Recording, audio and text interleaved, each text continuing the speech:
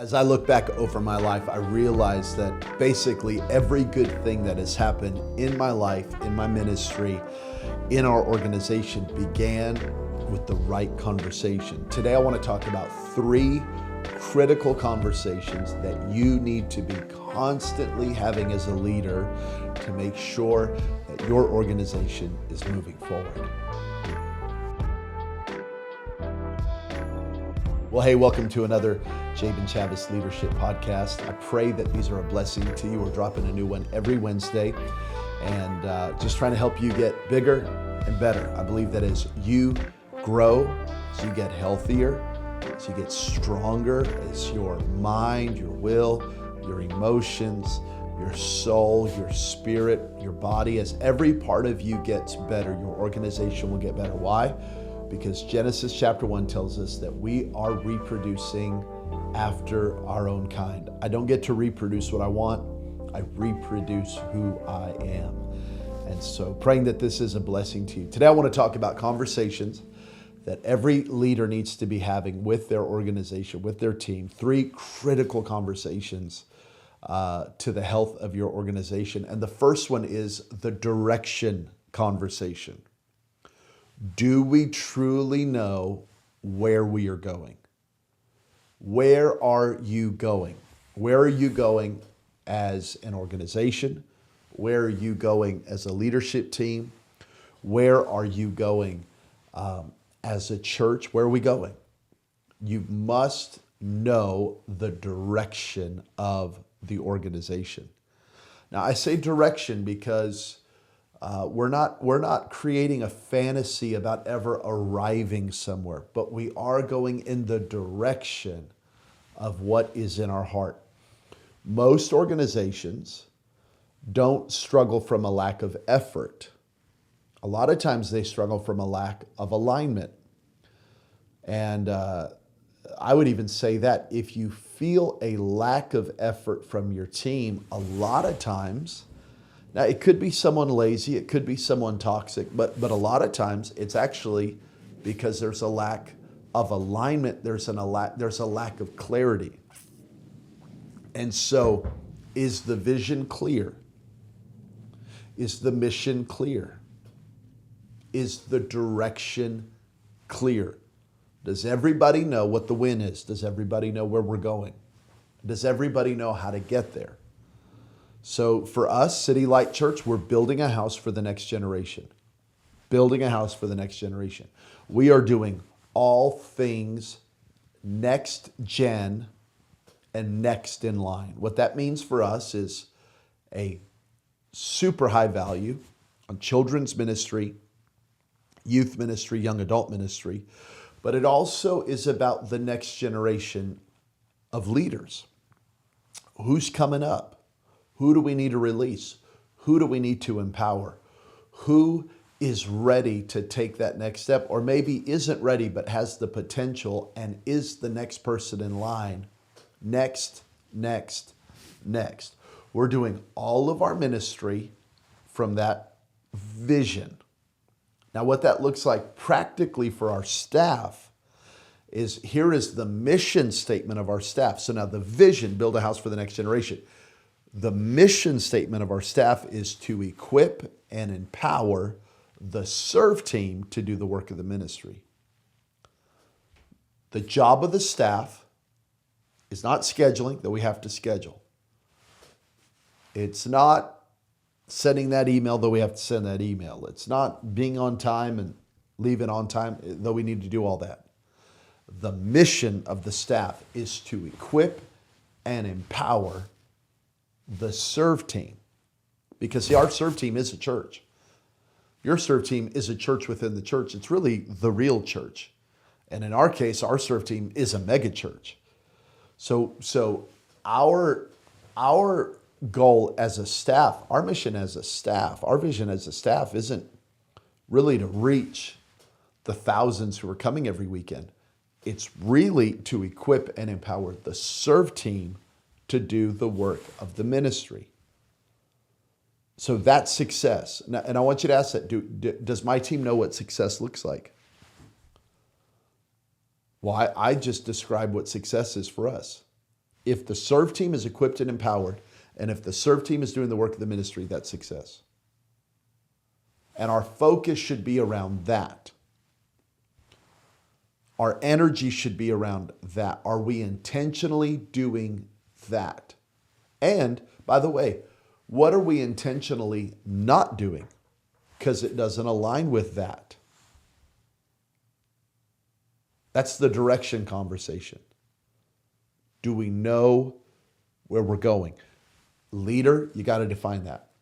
And then redefine that, and then define that, and then redefine, and then over and over and over and over and over again. Number 2 is the standard conversation.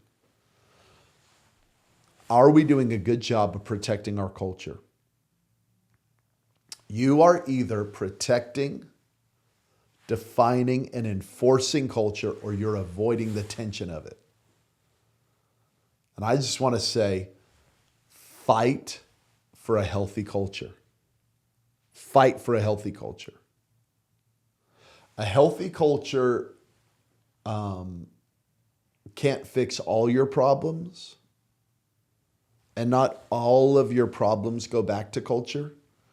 But without a healthy culture, any other issue in the organization that you need to work on and you need to fix, it'll never thrive, because the culture is the ecosystem. So yes, do plants need water? Yes, but they also need soil. They also need, there's many things to it. It's the right temperature. It's the right water. It's the right soil. It's the right oxygen. It's the right sun. It's all of it. Well, the culture is that ecosystem where that thing can thrive. There's certain trees that I love, but that we can't have in Vegas in our backyard because we don't have the right ecosystem for it. There are some things that you really want, but without the right culture, it's never going to work. So we got to have the right culture, got to have the right standards. So much of culture just comes back to standards. Every organization says it values excellence, but few are willing to enforce it. That's the thing about culture. It's the enforcement of the values and of the excellence that's in the heart of the leader. It's tough to do. It's tough to do. Great culture requires hard conversations. Great culture requires quick feedback, not delayed feedback, quick feedback. Great culture requires constant tweaking. Great culture requires a standard that applies to everyone, not just to some. Like if you're letting certain people get away with certain things, that's an unhealthy culture. So I've got to be constantly having the standard conversation, protecting the culture and enforcing the values of our culture. I've said this before. It is so taxing to do that. It's taxing. But you've got to do it. And you've got to get some team with you who care about it and will help you fight for that. And then thirdly is the ownership conversation. Does the team feel like employees or partners? Does the team feel like employees or family? I'm in a journey right now of trying to make our team feel more like family, so that they feel like owners and partners and not just employees. They are employees. Yeah, there's a whole HR side to this, right? And a payment side to this and a money side to this. I get it. But I'm working hard right now at this, because when the team starts to feel like a partner and the team starts feeling like family,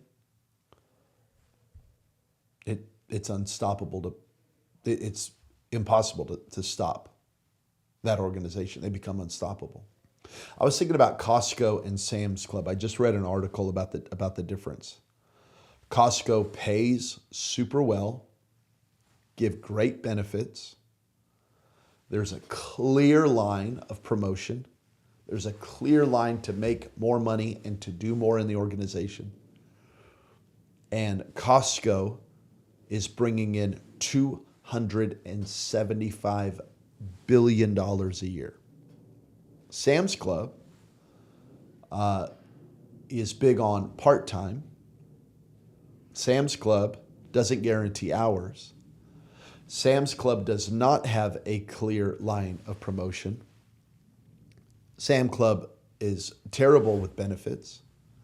And Sam's Club brings in $5 billion a year.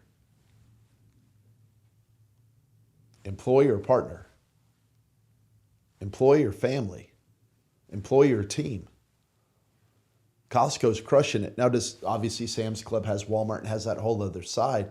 And so they've just decided that Sam's Club is going to be this kind of trashy Walmart on steroids. Where Costco is an entirely different brand, an entirely different experience, and it all starts with the team. They're paid well. They're communicated to well. They feel loved. They feel celebrated. They feel empowered. They feel communicated to, like they understand the full picture.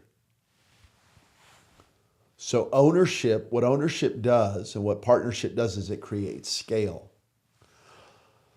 I'm no longer insecure about my role in empowering others and releasing others to do things because I know I'm a part of this family and I know I'm a part of this team. So I'm no longer fighting for mine. I'm actually giving away.